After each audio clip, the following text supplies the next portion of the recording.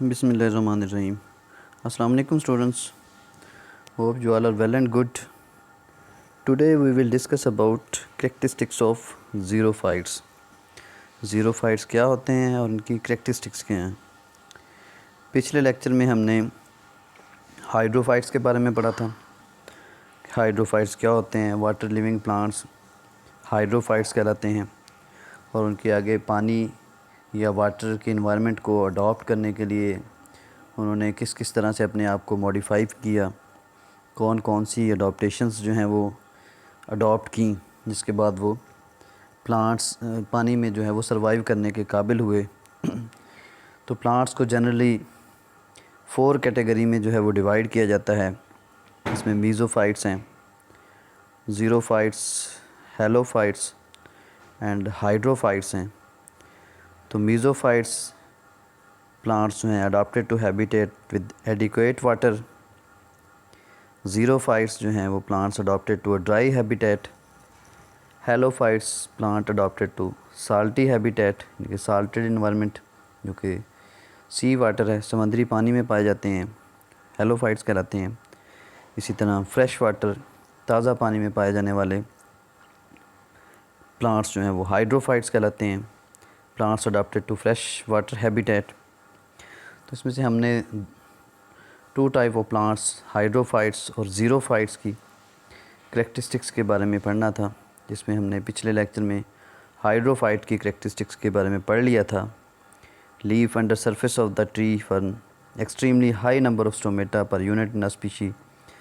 इनमें स्टोमेटा की तादाद बहुत ज़्यादा होती है ताकि ज़्यादा से ज़्यादा वाटर ये जो एब्जॉर्ब करते हैं उसको एवेपोरेट किया जा सके. ज़ीरोफाइट्स क्या हैं. Possess some or all of these adaptations to prevent excessive water loss. ये एक तरफ हाइड्रोफाइट्स हैं जो वाटर लॉस बहुत ज़्यादा करवाते हैं. उनकी अडॉप्टेशंस ऐसी हैं कि उनमें ज़्यादा से ज़्यादा पानी जो है वो इवेपोरेट हो सके. तो दूसरी तरफ ज़ीरोफाइट्स जो हैं वो ड्राई इन्वायरमेंट में, ड्राई हैबिटेट में पाए जाने वाले प्लांट्स हैं. तो इनकी अडॉप्टेशंस ऐसी होती हैं कि ज़्यादा से ज़्यादा पानी को जो है वो रोका जा सके, लॉस होने से बचाया जा सके.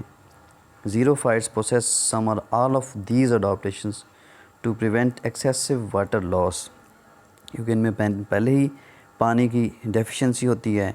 और बहुत सारे जो डेज़र्ट प्लांट्स भी इसी कैटेगरी में आते हैं जहाँ पे वाटर जो है वो इरिगेशन सिस्टम या इस तरह को सेटअप अवेलेबल ही नहीं होता. तो वो ओनली बारिश के पानी पे ही सर्वाइव करते हैं. वो भी साल बाद, 6 महीने बाद, चूँकि वाटर बारिश का जो है वो टाइम पीरियड या बारिश का लेवल भी बहुत कम होता है. तो अब ये प्लांट्स कैसे कैसे अडॉप्ट करते हैं इस तरह के इन्वायरमेंट को. इनमें स्टोमेटा जो हैं वो संकन होते हैं, धंसे हुए होते हैं अंदर की तरफ. इन pits create local humidity, decrease exposure to air currents. वो पत्तों के अंदर की तरफ धंसे हुए होते हैं. Presence of hair creates local humidity. इस तरह इनकी सरफेस के ऊपर, लीव्स के सरफेस के ऊपर हेयर्स मौजूद होते हैं जिससे वो ह्यूमिडिटी क्रिएट करते हैं ताकि प्लांट्स या जो है उसको ड्राई होने से बचाया जा सके. Decrease exposure to air currents by reducing flow around stomata. इसके अलावा इनमें थिक वैक्सी क्यूटिकल लेयर मौजूद होती है जो कि इनको वाटर प्रूफ बनाती है, इम्परमिएबल टू वाटर बनाती है कि पानी जो है वो पत्तों में से एवेपोरेट ना हो सके. ज़ीरोफाइट्स possess some or all of these adaptations to prevent excessive water loss. Stomata on inside of rolled leaves.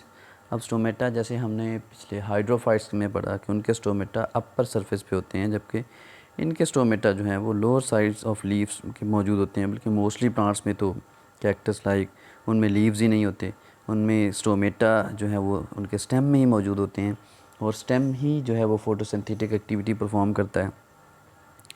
यहाँ पे एग्जांपल इसकी जो है वो मरम ग्रास की दी गई है. Fewer stomata decrease transpiration as this is water is lost. Xerophyte adaptations की एक समरी भी दिखाई गई है.